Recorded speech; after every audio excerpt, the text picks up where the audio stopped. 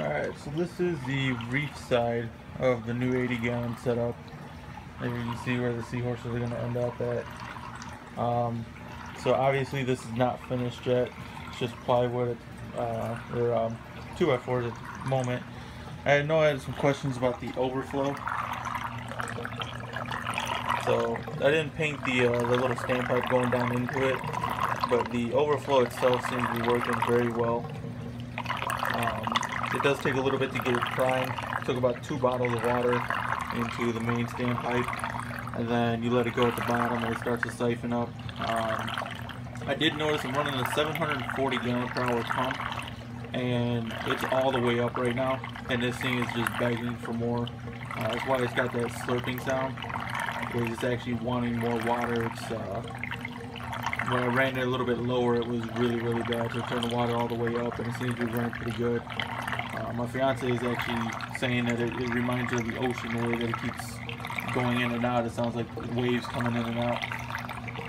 But we got everything set up here, the lights and the Ecotech, or the Vortec there. I'm running it on the side right now. I know I was debating on doing it on the side or not, but I am running that on the side there. Everything seems to have made the move fairly well. Clowns are loving it. The anemone closed up for the first day, but he's right back to normal. My clam is doing pretty good here as well. I do have a little bit of SPS, an LPS here. This one for some reason still is not opened up, but I'm hoping he'll come back here pretty soon. And then everything else pretty much is coming back.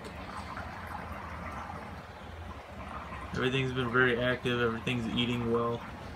I did notice with the hammer that I have back there that it's actually starting to come back a little bit after having that angel trying to kill that thing every day. It's still not opening all the way, but the tips are moving a lot more now. So I think it's hopefully going to come back here over the next couple of weeks. And other than that, the only thing in the other tank right now, which actually is not running, is a rock full of Xenia and some Zoes. They're set up right now to where they're still catching light off the middle light, but obviously the other side of the tank is pretty dark. I still got to get a third AI soul and then get this thing filled up and get it running. Right now I just got the Vortec running on that side, the heater in there to keep everything alive. But soon that'll be set up. And down here I got my temp. I did buy a power strip here that's supposed to go on like a DJ block. This seems to be working very well. I got everything labeled, a lot better than the mess that I had before. I'm going to be running a 5-gallon bucket here with the auto top off in it. And then over here, got an oversized skimmer. It's rated to do about 300 gallons. It should only be doing about 100 here. And then each tank is plumbed in to a 4-inch filter sock. And going through that, I'm running a bag of Carbon, a bag of Purigen, and your basic stuff here. So that's about it for now. Sooner or later I will get that third light and get this second tank set up, hopefully here by the end of the month. I'm in no rush, as I know I want to make sure the tank is all stable before I do the seahorses. And I want to get some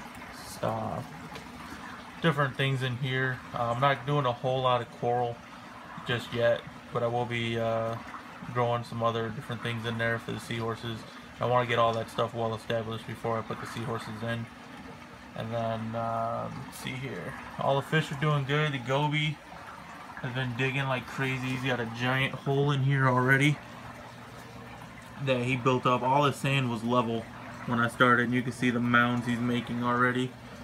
And then I've actually got under this main rock, which is the same rock he used in the last tank, is I have a Michael's pistol shrimp, but he pretty much never comes out. He just kind of pokes his head out a little bit and goes back under. And there you could actually see the anemone crab that has been co-hosting this anemone with my larger clown, my female. She still doesn't allow the male to go in there. The male, I did notice, if you can see right above the mushroom on that rock, there's like a big hole there. That's where the second anemone that was originally on this rock was. and the smaller clown actually hosts that little area sometimes.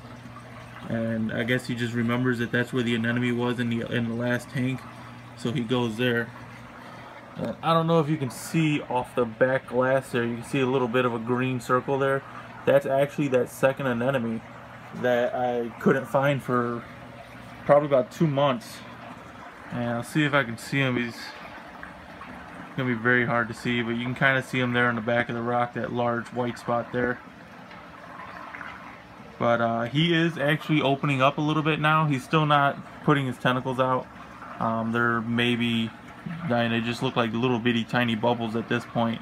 But it's better than it was, because he was staying completely closed up and collapsed since I put the tank up this weekend. So he's actually starting to open up, so I think he might be coming back here in the next month or two. Other than that, all these large snails have got to go. I'm getting tired of them bulldozing everything, and they will be getting taken out. I'm going to be going with a lot smaller snails. Hermit crabs, I noticed, have also kind of huddled inside this little cave here. Almost every day I can come over here and catch 5-6 hermit crabs just kind of cuddled up in there. So that's the tank overall. I'm going to back up for you a little bit. And I'm running my lights very white right now, because the iPhones don't do very well with blue, so typically it is a lot bluer. And then the second Vortec is above the other tank there. Everything's just riding on a rail. So if you have any questions, let me know.